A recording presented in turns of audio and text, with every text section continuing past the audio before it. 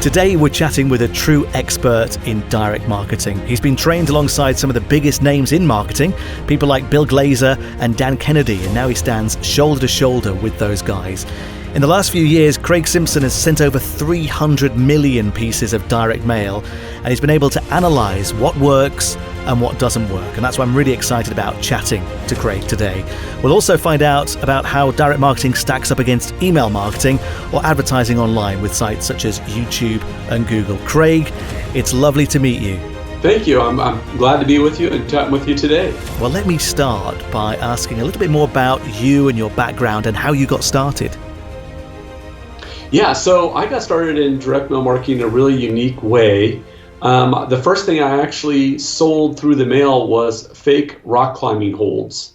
I had built this climbing wall in my backyard, and I wanted to bolt on these holds, but I didn't have any money for them, and so I ended up making these fake rock climbing holds on my own, and everyone loved them. They said, you should start selling them. So I did my first mail campaign, which was a complete flop. Nobody responded.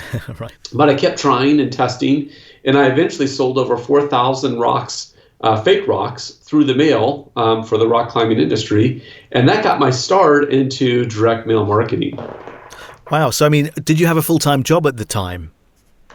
Well, I was just out of high school. I was only 19 years old. I think I was working at a gas station or something on the side. Right.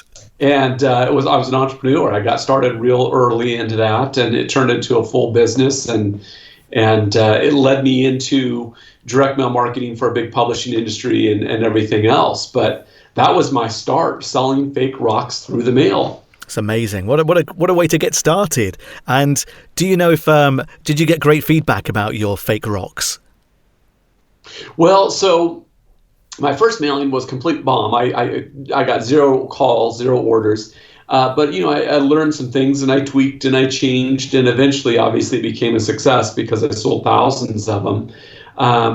But, there was a lot that I learned in every campaign, and I didn't know anything. I just knew back then that I had heard direct mail worked, and so I just had to start tweaking and testing things until I found something that worked well. Got you. And for anyone who's unfamiliar with the term direct marketing, could you just maybe explain what it is and how it works? Sure. So direct marketing is basically sending out an advertising message to somebody and then asking them to respond. And when they respond, that's kind of that engagement. There's a lot of marketing, say like a billboard, where it's just promoting something. And you look at the billboard, you remember the name on the billboard, but it's not asking you to take the next step. Direct marketing, we're asking the prospects to do something, to call, to go online, to make some kind of commitment by responding. And that's what we consider direct marketing. Got you, because I think people may be familiar with the term CTA, so call to action. I guess this is that, but on steroids, right? Yes, exactly. And is it true that direct marketing is one of the best ways to get traffic to a website? It is. So, what I specialize in is direct marketing, and that's sending things through the physical mailbox. And what I love about it, it's the one media where the prospect has a physical thing in their hand that they're forced to do something with. Mm-hmm. So we show up in their mailbox, and they take it to their counter or their coffee table or their desk, and they have to decide whether to keep it, read it, toss it, whatever they want to do. But it forces them to make a decision, whereas with email or TV or radio, you can push a button and those ads disappear. They're gone instantly. It's easy to get rid of them. With the mail, they physically have to do something with it, and that's what I love about it. So when it comes to, hey, even though it's this physical piece, we can drive people to an online website to register for something, to go get more information. And it's a great tool for driving people online. Absolutely. I think a lot of people shy away from direct mail because, of course, it does have a cost associated with it, whereas a lot of people think that emailing is free. Maybe they're mistaken in that belief, but what are your thoughts on that, Craig? Yeah, there is a cost to direct mail marketing. It's not something where you can just quickly test something and hope it works because there's all this cost involved. I mean, there's postage and there's printing and there's lists and there's all these things that go into it. So you really have to strategize and come up with your best message and solution and offer you can. It's not something you just want to do halfway. You've got to be all in with it. You've really got to make sure your I's are dotted and your T's are crossed. Absolutely. And I guess, when people look at the ease of sending an email, as you say, with direct mail, you have to write the copy, pay for the postage. And in many ways, people start by perhaps even putting the copy into the envelopes themselves, sticking a stamp on the envelope and sending it. So I guess there's more of a barrier to entry, but the results can far outweigh the effectiveness of email. Is that what you found in your experience? Yeah, I mean, let's think about this. So if you were to take a step back and look at how many emails you receive every day, it may be 100. Some people it may be more. Some people it may be a little bit less. But that's a lot of emails to wade through every day. Mm-hmm. With direct mail, think about how many personal letters you get in the mail every day. If you can make your letter or your piece look like an invitation or a letter, you don't make it look like a sales piece necessarily. If you have something that you can put in the mailbox that looks different, and we're only talking about a few pieces of mail in there, maybe you have 10 other things in there, maybe it's 5, you have a better opportunity to grab the prospect's attention. There's less traffic around it, right? There's not as much business you're competing with because your mailbox is empty. And then you've got that whole physical touch thing again. So it does take a lot more effort to get into the mail, but the response usually outweighs that because of you don't have the competition that you do, say, in the email inbox. Absolutely. And you mentioned before about lists. Of course, that's a big question that people have, which is, I don't have a list. So how can I send direct mail marketing without a list? Maybe, again, you could just explain about how you overcome that particular hurdle. Yeah, so if you don't have your own list, which a lot of businesses don't, there's a couple different ways, and it all depends on who you're marketing to. Let's say you have a joint cream that helps out with aches and pains in your joints. Well, and you want to sell your product to consumers who buy that kind of thing. Well, there are list brokers out there who will help you find those lists, and then you're able to rent them. And then you can rent those names, basically physical names and addresses that you can mail your offer to promoting, say, joint cream. And in that case, we'd want to find people who have bought similar products or services, because if they've already bought something from someone else, there's a good chance that that's something they're interested in. It's a need or a desire. And so if you make an offer to them, there's a chance that they may buy from you as well because they've got this ache and pain they're trying to get rid of. So you can work with what's called a list broker. And basically a list broker is a lot like a real estate broker. They can show you any list available on the market, just like a real estate broker can show you any house on the market. And then if you choose to proceed with renting that list or buying that house, those brokers facilitate the deal. Well, that's the way it works, with lists, is it's a very simple process. One other way to find lists, if you don't want to go through a broker, is let's say you work in a very small field, a niche field.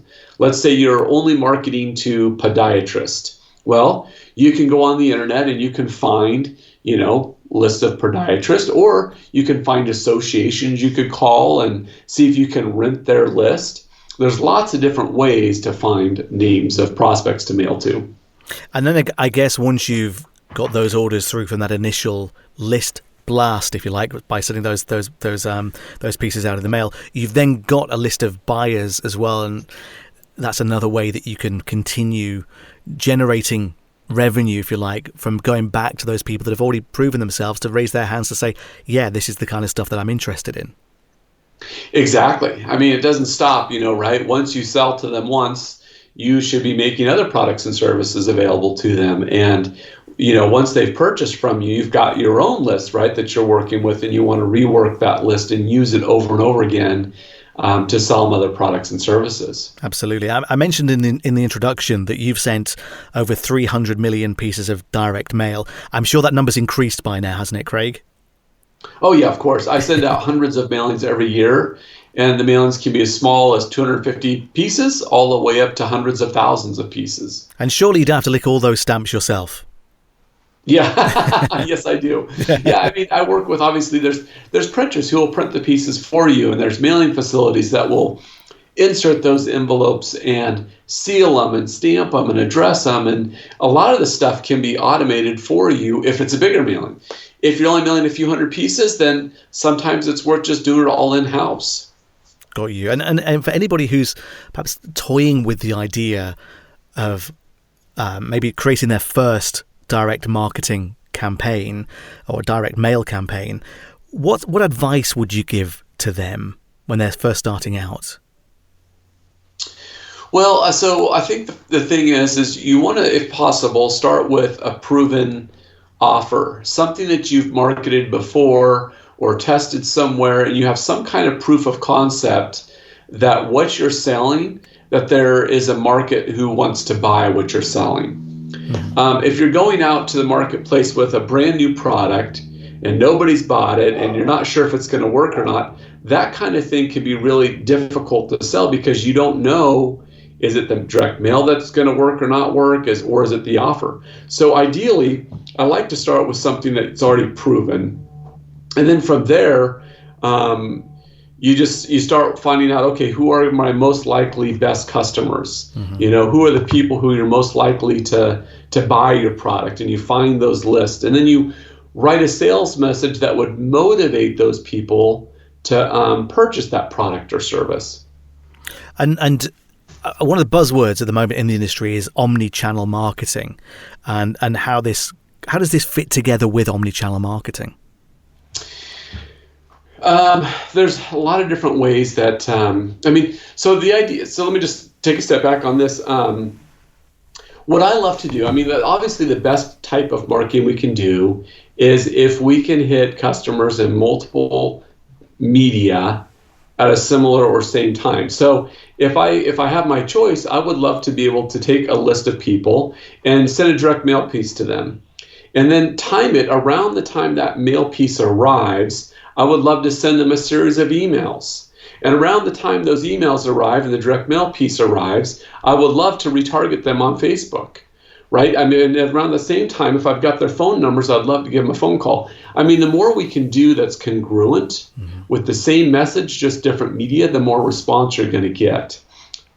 Sometimes not all those medias are available for the same people, and you're not able to do them at the same time.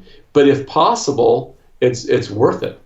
Absolutely. And I guess as well, one of the major questions is how cost effective is direct mail marketing compared to things like advertising on YouTube, advertising on Facebook? Do you have any experience, any insights you could share? How does it compare to the other ones? Is that what you're asking? Yeah, and cost-wise and also performance-wise, perhaps, if you've got data like that. I think cost-wise, you'll find, so here's what I found is direct mail out of all those media is probably going to be the most expensive media. But what I found is direct mail brings in the customers that have the highest customer lifetime value. So I've done a study where I took 150,000 buyers. 50,000 of them came in through direct mail, 50,000 came online, and 50,000 came through TV. They all bought the same product and service, and they all bought it over 18 months. So everything is congruent across what they bought, when they bought. The only difference is how we marketed to them. The TV buyers, the lifetime value was twice as high as the online buyers. And the direct mail buyers were twice as high as what the TV buyers were. Wow. So, for example, I can't remember the exact numbers here, but it was something like the online buyers had an average customer lifetime value of $250, and the TV buyers had an average lifetime value of $500, and the direct mail buyers had an average lifetime value of $1,000. Wow. And so I see that type of thing over and over again. So yes, it costs more to go out and find these people, but in the end, they're a better customer and they spend more money. I was going to say, are there any demographics you find that you get a better response from? Because a lot of people these days talk about the fact that younger people have lost the skill, if you like, of writing letters and sending letters in the post. It's all about texting and DMing and so on. Just wondering if you've got any insights into the demographics that you get the best response from. Yeah, I mean, my core tight group of age group that I like to go after is like 55 to 75. Really great response. But I also do well in the 40 to 55 market as well. So I would say anyone from 40 to 75 is a great market to go to. However, more and more studies are coming out where marketing to the younger generation is actually working really well. And part of it is it's unique and different. It's something that they're not used to. And so, all the online media is just hitting them from all sides. And so there are some companies that have had some great success mailing to those in their 20s and 30s using direct mail. Mm-hmm. So I think we'll see the tide turn here, and direct mail marketing will be used more and more, I think, to the younger generation. Got you. Yeah, that makes sense. And another question that I guess is kind of related to the differences between direct mail and any other form of advertising. When you're writing an email, you can never run out of space. The email copy can go on and on. I guess with direct mail, you need to write better copy, or at least have in mind a certain word count that will fit on the physical piece of paper or the booklet that you're putting together to send out to the prospect. So how do you work that? It depends on the market. So I've gone to consumers and I've mailed them an 80-page sales letter before, selling a solar generator, and it was like a $1,500 item. Well, that's not exactly a short piece, right?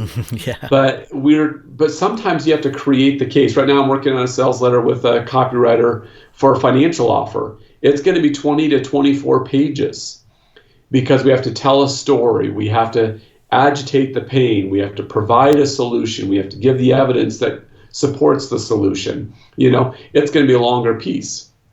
Now, when I'm mailing to, say, dentists, I keep the letter to business owners. I keep it usually short. It's usually a 1 or 2 page letter because I've got to be to the point. They're busy, and I'm just trying to get them to respond for more information. So in the business to business sector, I'll do 1 or 2 pages with the goal of just getting them to request free information. In the consumer market, I can usually directly sell a product. If the product is less than $100, I can write a longer sales letter and I can get them to purchase the product, call up on the phone or go online, pull out a credit card, spend money, and get them to buy. But those letters are a little bit longer. Mm-hmm. And do you have like a formula that you tend to work to? And not necessarily. Every niche and offer is a little bit different. So there's not like a exact formula we can use that's going to work for everything. Mm-hmm. It's got to be tweaked a little bit based on what it is you're selling, what your goal is. If a client comes to me and they have a $500 product for consumers and they say, this is what I want to sell, that path is going to be a little bit different than the guy who's got a $37 product that they want to sell. Yeah. The more expensive it is, we have to take a little bit different approach. And a lot of times that approach for something like, say, $500 is we've got to get a step in between when they purchase and just getting them to respond because we've got to develop the relationship before they're willing to spend that kind of money. Yeah, I hear you. And not only do you do this yourself, but also you train people. You have courses on how you can, work with direct mail. Could you maybe tell me a little bit more about the services that you have and how people go about finding that information? Yes, thank you for asking. So people go to my website and I've got all sorts of blog posts on there with, probably 100 different articles on direct mail marketing. And it's at my website, which is simpson-direct.com. So there's great education at simpson-direct.com. I also have a course on there, which is basically the A to Z on how to put together a direct mail campaign. And then there's also a contact form. If someone has questions or wants coaching or wants me to manage their campaigns for them, they can reach out to me and I can help with all those things. Craig, it's been an absolutely fascinating conversation. Thank you so much for your time and for taking us into your world, as it were. Really appreciate it. Thanks again. All right. Thank you.